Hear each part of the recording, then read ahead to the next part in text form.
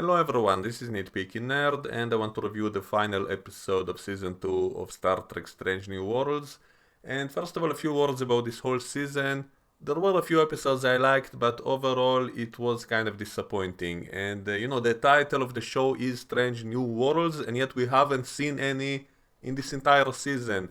The only thing that was kind of strange and new was when we saw that other dimension of those call center aliens, blue and yellow, and we had one scene of going into their dimension, and so that was actually the only scene in this entire season which was showing us some kind of strange new world.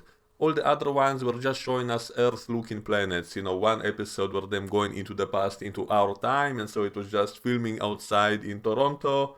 And in this final episode of the season, they go to some alien colony, which I guess was a human colony, and yet they say it's not yet part of the Federation for some reason, which was also kind of strange. It was just an excuse, I guess, as for why they don't immediately go to war after the Gorn attack this planet. And so when they show us this colony, it looks exactly like an American town of today. And they actually explain it in the dialogue by saying that it was a deliberate choice by the colony to model it after the 21st century look in America or something like that. So at least they had an excuse, but it still feels really lazy and cheap. It's not having to invent any kind of futuristic looking town. And so, as expected, we see the Gorn again. This has been teased in the very first episode of this season, and yet was never mentioned again until this final episode. So the Gorn attacked this planet. And I guess that's why they had to say it's not technically a Federation planet, to explain why the Federation doesn't go to war immediately with the Gorn after it's attacking its planets. So because it's not technically a Federation planet, it's just a human colony, and so that's why they don't go to war with the Gorn, and they try to make peace with them even after they attack this planet and destroy a Starfleet ship. Why would anyone want to join such a federation which is not protecting its own planets and its own people and its own ships? And so that kind of annoyed me. And when they first show us this planet, they show all these children playing, and it immediately reminded me of Terminator 2, how it started out like that and then everything was destroyed, which is kind of what happens in this episode. So I don't know if it was deliberate or not, and they show us a flower shop, and in the back of my head I kind of heard someone saying, "Hi doggy." And they show to us that Starfleet is giving vaccinations to all the people on the planet, and they specifically say that every single one of them got their inoculation and all of that. And that scene had absolutely nothing to do with anything else in the episode, and so it was just there for the sake of it. And for the record, I'm not against vaccinations, but I am against governments forcing it on every single citizen. It's even stupid on a scientific level, because why wouldn't you want to keep a control group to compare with the other groups later on to be able to determine how effective or not any of it was? But anyway, this is not really the topic of this episode, so why is it even here? I have no idea. So anyway, they show us places like a barber shop, which looks worse than today's barber shops. Like, why wouldn't they use more advanced equipment? This is all centuries in the future. Why does this look like the past?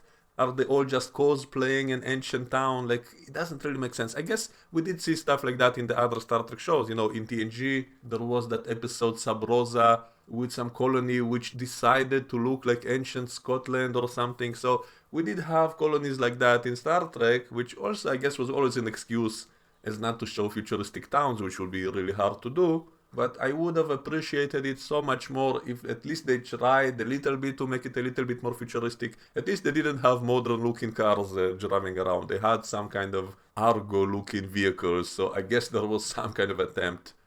And Captain Battelle is then contacted by Pike from his kitchen, because he's always in the kitchen in this entire show. And when she tells him about the troubles on the planet, and he tries to give an advice, as a colleague, and then she immediately shuts him down and tells him, "I do this for a living. You don't tell me how to do my job," and stuff like that. She didn't say it as nasty as this, but it still was the same point. Like, she refuses to be mansplained by him. She shuts his advice down. Like, why not take his advice as just a colleague? Just another Starfleet captain? Why not at least listen to his advice? You don't have to obey it, but at least listen to his opinion. You're the one who started this conversation about the planet. So what's the big deal? So it kind of annoys me how they always try to emasculate all the men in the show. And as I've said many times before, I'm not against strong female characters, but you don't have to humiliate the man characters in order to show how strong your females are. So that's always annoying. The same thing with Spock across this entire season. We had multiple scenes of Spock apologizing to all the females on the ship. Like always when he suggests something, the female characters such as Ortega always tell him to his face that your ideas are stupid, you still have much to learn, Spock, you don't know what you're talking about, I'm much better than you, I'm smarter than you, and they do it constantly in this entire season, and they do it with Pike as well, when his girlfriend keeps emasculating him in every opportunity. And later on, when he comes to rescue her on the planet, she calls him an idiot. She says, why the hell did you come? Why do you think I need your help? She doesn't say it like that, but it's still somewhere in there. Like, it's not, they kind of do it jokingly, but it's still in there in the dialogue, and that still is annoying to me. And this was a problem across this entire season, and especially with Spock. Spock has been humiliated multiple times in this whole season, and he constantly feels the need to apologize to everyone. And in this episode, he's constantly so sorry that he didn't have a chance to apologize to Chapel. Even though she's the one who is dumping him, for some reason he needs to apologize to her, and it was never explained why. And also Ortega is constantly praised by everyone for being the best pilot ever, and Pike even tells her, you were born for this, and he's all scared when they're going down to the planet. He's all shaking in his chair, and she even pokes fun at him, saying, didn't you used to be a test pilot? Why are you so scared? And he tells her, you were born for this, Ortega. You're the best pilot ever, and all of that. And so moments like that really reminds me of Star Trek Discovery. It's not as bad as Discovery, because here it's kind of more subtle and more kind of in a joking tone, but it's still the same kind of idea. So anyway, in the beginning, when they're on the planet and suddenly they lose contact with the Enterprise, and then Captain Batel orders her inferior officer to try to make contact, and suddenly he looks at the sky and is totally shocked and is not responding because there's a giant Gorn ship descending to the planet. And that shot really reminds me of Independence Day, the way everyone are looking up and there's a giant shadow covering everything. And that's another problem in the new Star Trek shows. They're always kind of imitating other better movies. Instead of doing something new in an original way, it's always a callback, it's always a reference, it's always ripping off some other movie. And so this shot was really similar to Independence Day, and the entire town basically sees this giant ship and everyone are running away, and we see one guy ringing a bell for some reason. Like, everyone saw the ship already, everyone are running away already, so why are you ringing that bell? And why is there even a bell? Why is this town trying so hard to be like ancient Earth? And then the Enterprise arrives to this planet, and they see that the colony was attacked, they see that Captain Batel's ship was basically destroyed, and yet they get orders from Starfleet that they are not allowed to cross this line. They say that the Gorn sent this border line to the Federation, and Starfleet is ordering the Enterprise to respect it. Even though the Gorn have just destroyed their ship and their colony, but Starfleet and the Federation are such pacifists, they are willing to basically obey the Gorn's new border for some reason. And the stupidest part in the whole episode is how the border line is going right in the middle of the solar system. And that is really stupid because, you know, the planets are not going to stay in the same place they are currently, and so what's the point of drawing a line right in the middle of a solar system, and all the planets which are now on their side of the border will shortly be on the other side of that line. And so all they had to do in this episode was just wait a little bit, because the planet in question is right on the edge of that line, so they just have to wait a little bit until its orbit reaches the other side, and then they can rescue everyone. And so all of it doesn't make any sense if you actually think about it. Like, what did the Gorn try to accomplish with this? Why not declare the whole system to be their territory? Like, why declare half of it to be your territory when all the planets will soon enter the other half anyway? And I guess there was something even stupider later on in the episode when they said what provoked the Gorn attack was the solar flare of that star or something, that they're like insects, like locusts that are drawn to fire. So because there was a giant solar flare, that somehow provoked the Gorn attack, because they are such an instinct-driven species, which makes no sense since they are intelligent, they have starships, they have technology. So are you telling me they're unable to resist their natural urges? If there's a solar flare, they'll immediately get drawn to it, even though they're an intelligent, space-faring species with starships and with technology. So I'm sorry, it doesn't really make any sense.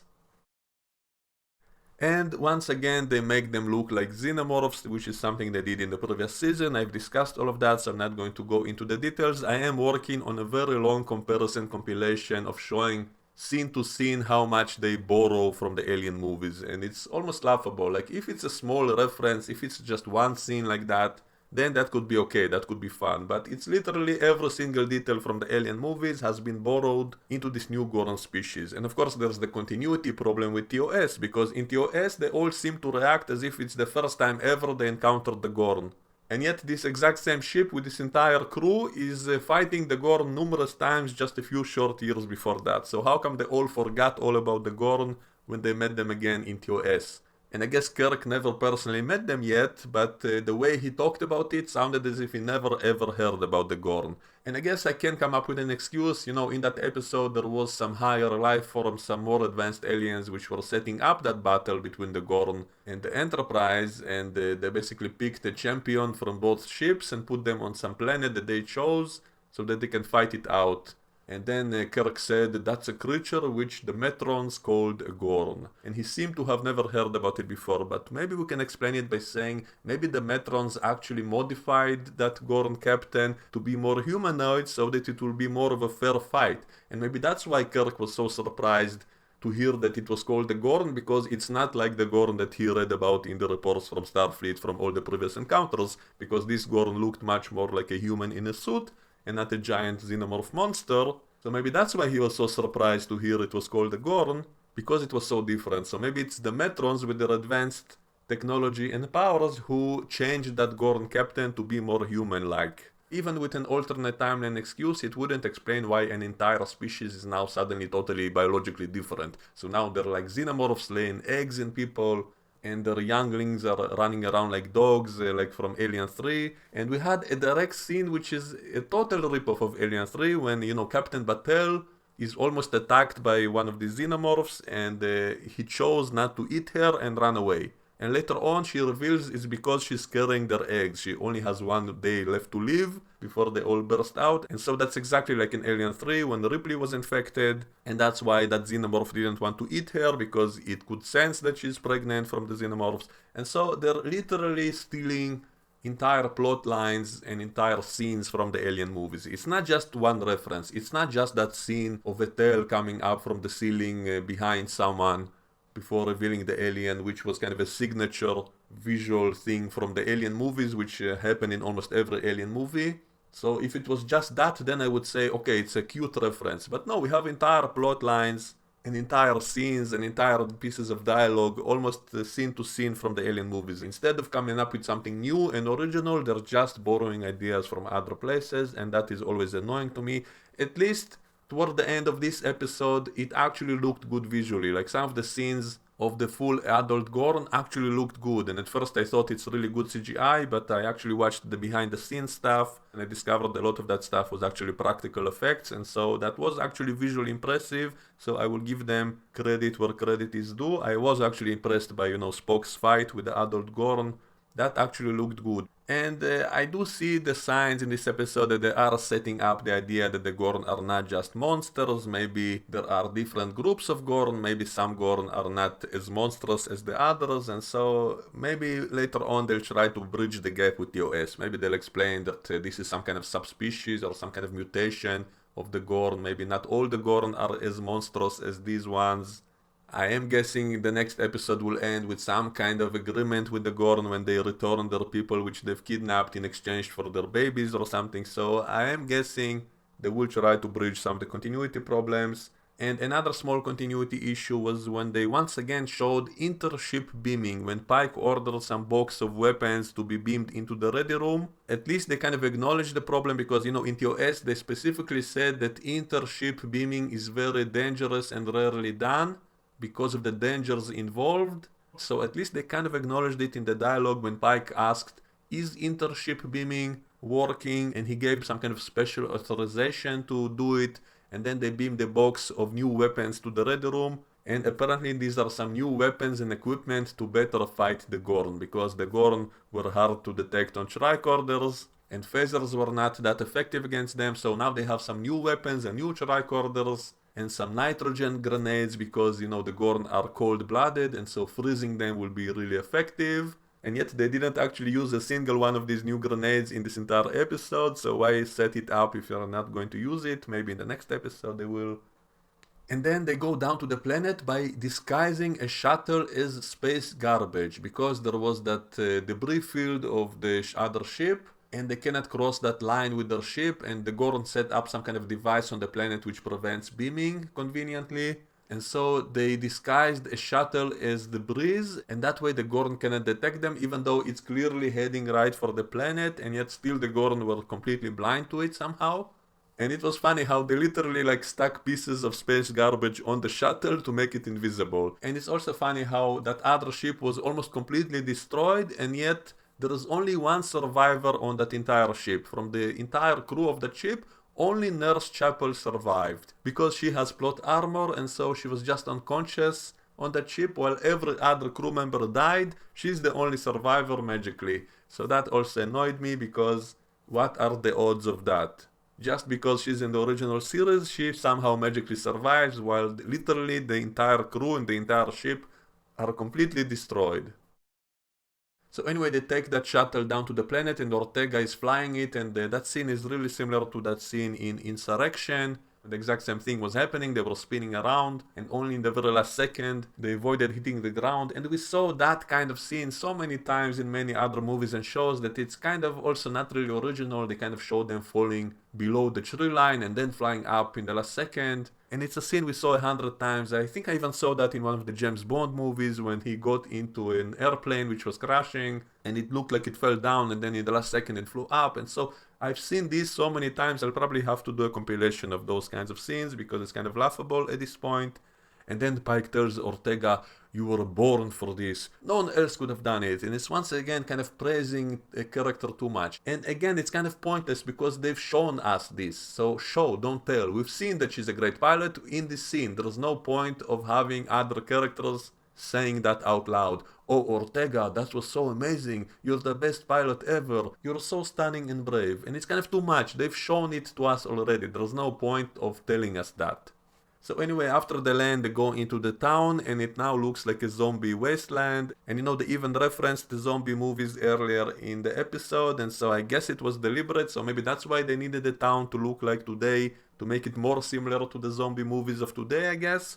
And they even have buckets with fire everywhere, and so it's kind of deliberately trying to look like a zombie apocalypse, I guess. And we see blood everywhere and no people, so all those kids we saw earlier in the episode, they all got eaten, I guess. And then we see the xenomorph Gorn running around everywhere, and we see that these are younglings, and so apparently they hatched from people, and then they take shelter in a diner which was kind of barricaded, and so this is just like in zombie movies, and so I guess it's deliberate. So I guess I'm kind of okay with it if it's supposed to be a parody of those kinds of movies.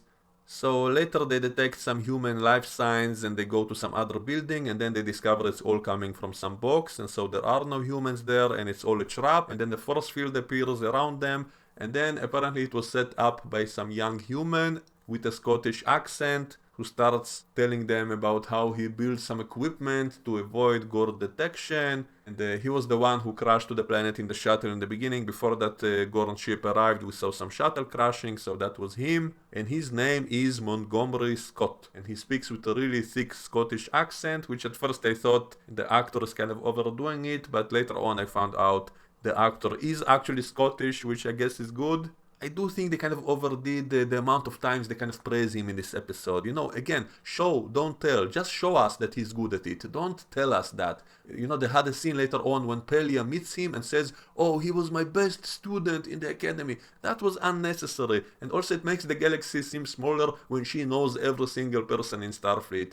I mean, how many professors were there in the academy? Just one? There's just one engineering class in all of Starfleet that everyone just happens to know her. She's the former teacher of every single officer in the fleet. So that makes the galaxy seem smaller, and that's not a good thing. And it's not necessary. I don't have to constantly hear from multiple characters how clever Scotty is and how many things he invented all by himself. It's unnecessary. Just show us that. Just show that he's building something that saves the day. You don't have to constantly tell us that he's a miracle worker. That makes it kind of too much. That makes it almost like a parody.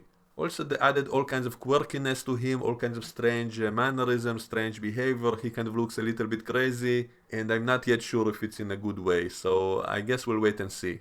So anyway, they cannot beam up the people from the planet because the Gorn put that device on the planet which prevents transport, and so Pelia has the idea of using the saucer section of that other damaged ship to crash into that device and then to rescue all the people. And as not to break the ceasefire with the Gorn, they have to make it look like an accident basically. And so they have to slightly adjust the orbit. That's what she said. And yet later on in the end of the episode when they actually do it, they just launch that saucer straight into the device in a straight line. So that did not look like slightly adjusting the orbit in an unnoticeable way. It looked to me very noticeable exactly what they did. They put rockets on that saucer to launch it in a straight line right down to the planet, and it crashed on that device immediately.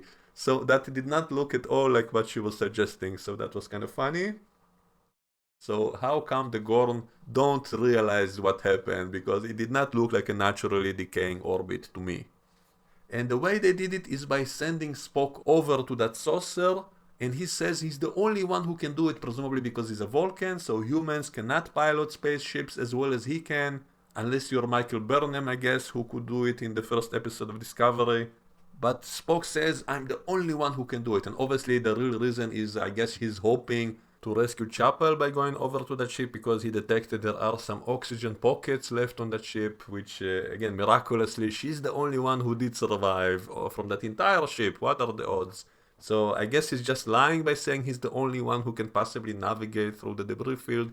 And that whole scene of him flying through the debris is exactly like in the JJ movies. And that's another complaint I have in the new Star Trek shows, that I constantly kind of see the same scenes over and over again. There's always someone flying through a debris field in a spacesuit. There always is a saucer crashing to a planet. We kind of see the same stuff again and again and again because they don't have any new ideas. They're just recycling the same kind of scenes over and over again.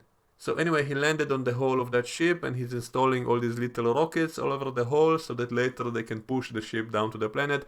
And meanwhile, Chapel wakes up inside the ship and then she looks out the window and sees the Enterprise because it just happens her window is specifically aimed at exactly the right place to see the Enterprise. And then she takes a flashlight and tries to signal the ship so that they'll see her, and then the flashlight is not working because it ran out of batteries, I guess, and then she's kind of hitting it to make it work, and that really annoyed me because again, this is centuries in the future. How come their batteries are just like today?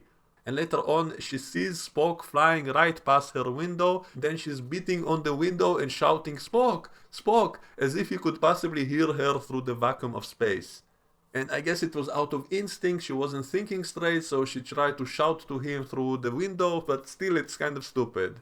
And why didn't he bring a tricorder with him to try to scan the ship? I mean, he is still hoping she is alive on the ship, so why does he not use the opportunity to scan the ship from the outside while he's flying near the windows? Why he's not trying to peek in as he goes? And so it doesn't really make any sense. And then she goes into the ship to find another spacesuit, and then sees an adult Gorn sitting on the ceiling. So again, like in the Alien movies, when the xenomorphs could climb on the walls and on the ceiling, the Gorn is exactly the same way. And later when we see Spock installing those rockets on the hull, again we see that tail coming from above, from behind him, and he can somehow sense it. And then we have a scene which is actually visually impressive. Like, I did like it, because that spacesuit the Gorn is wearing is actually kind of cool, and it was only with practical effects. It was actually a guy in the suit, and we have kind of a fight scene between the Gorn and Spock, and then Nurse Chapel is shooting at the Gorn with a phaser from behind, and then Spock breaks off a piece of metal and stabs the Gorn in the face, and it leaks all the air out, and then the Gorn is kind of flying around, and then apparently loses consciousness and flies off into space, which is kind of similar to the ending of the first two Alien movies, when they always eject the xenomorph out into space. And so it was similar, and yet at least it was kind of different. So it wasn't just pushed out into space, but instead they stabbed it in the mask, and it kind of lost consciousness from that, and then was floating out into space. So at least there was some kind of twist on it. So at least we got to see that it has a technological costume, which is similar to its body, I guess. And so I did kind of like that visually. So Spock and Chapel fly out of that ship as it's crashing to the planet, and it crashes right in a straight line into that Gorn device, enabling the Enterprise to beam up Pike and his crew, and yet all the other colonists apparently were not beamed up by the Enterprise, but by the Gorn ship which arrived, and that seemed kind of stupid as well. If the Gorn wanted to beam them up, then why didn't they do it earlier? Why did they set up the device? If they want the people themselves to use them as hosts for their eggs, I guess, and the Enterprise is then facing off against several Gorn ships which are shooting at it, and the Enterprise gets new orders from Starfleet to retreat basically, but Pike now knows that the Gorn ship kidnapped all the colonists from the planet, and they put Captain Batel in stasis because she's about to have all the Gorn eggs burst out of her, just like in the Alien movies.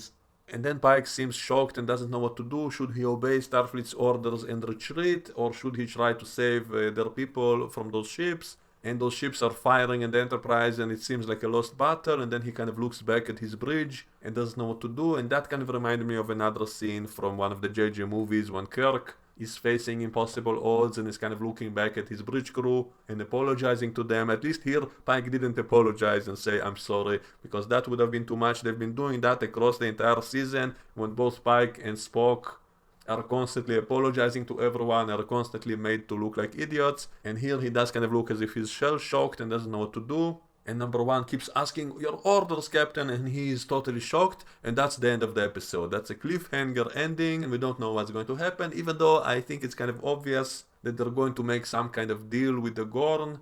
They'll return their baby eggs in exchange for those colonists, I guess. Maybe they'll reveal that not all the Gorn are monsters. Maybe some more adult Gorn will arrive and be more peaceful. But anyway, they do it will be kind of a contradiction with TOS. And it wouldn't be possible in the show to offer the kind of excuses that I invented to try to make sense of it. And so the only real way they can explain any of this is by simply admitting it's all in a new timeline, which would have been better off anyway. You know, that way we could have an actual sense of danger to the characters. Because as we have it, with most of these characters being in TOS, we know that nothing can possibly happen with them if it's supposed to be a prequel. And so if they said it's a reboot, it's a new timeline, then anything can happen, and then we'll have some actual stakes and some actual sense of danger.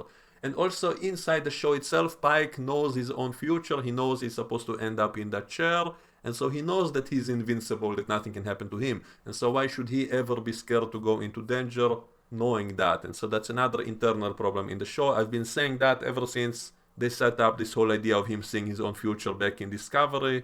And I said what they should have done is having him have that vision of being in the chair, but not knowing how it happens. Not seeing himself in engineering saving those cadets before it happens and all of that. Then that could have been much more heroic for him to still stay in Starfleet, knowing that it might happen any second and never knowing exactly when. But later on they said, no, he knows exactly when and how it's going to happen. And so that makes all the other scenes of him being in danger completely devoid of a sense of danger even for him, because he knows he's not going to die today. He's not going to, he knows he's going to be in good shape when he has that accident, that nothing can happen to him before that. And so why shouldn't he risk the ship in this situation? He even knows he won't be fired from Starfleet because he's still in Starfleet when he has that accident later on. And so that's a big problem in this whole show in general. I've been saying that from the beginning. Why should he ever be afraid to go into danger when he knows he'll get out of it somehow? And so why shouldn't he fight the Gorn ships in this situation when he knows he won't even be fired from Starfleet for violating the orders? And it's kind of funny, why should anyone obey Starfleet command when early in the season, in the first episode of this season, Spock blatantly disregarded orders and stole the ship and did whatever he wanted and never got punished for it? So why should Pike be concerned about Starfleet's orders at all when we know that no one ever gets punished by Starfleet? Even the enemies, you know, an enemy can attack your ships, blow up your ships, destroy your colony, use your people as breeding sacks for their eggs, and Starfleet will just surrender to them. So why should anyone take Starfleet or the Federation seriously? Maybe that's why they only have 100 members even a century later, because most planets don't want to join such an organization which is not even protecting its own people and its own ships from deadly aliens. So anyway, that's all I had to say about it for now. I will be making a lot of compilations and parody videos and stuff like that on my other channel, and on this channel I'll be doing additional reviews. I have some things to add about previous episodes as well as other movies and episodes, not just in Star Trek. So I will be making more reviews, but my priority right now will be to do all my edits, all my compilations and comparison videos and parody edits, and all of that stuff will be coming soon on my second channel, so check it out. Let me know what you think, and we can discuss all of this in the comments below, and I will see you all next time. Bye bye.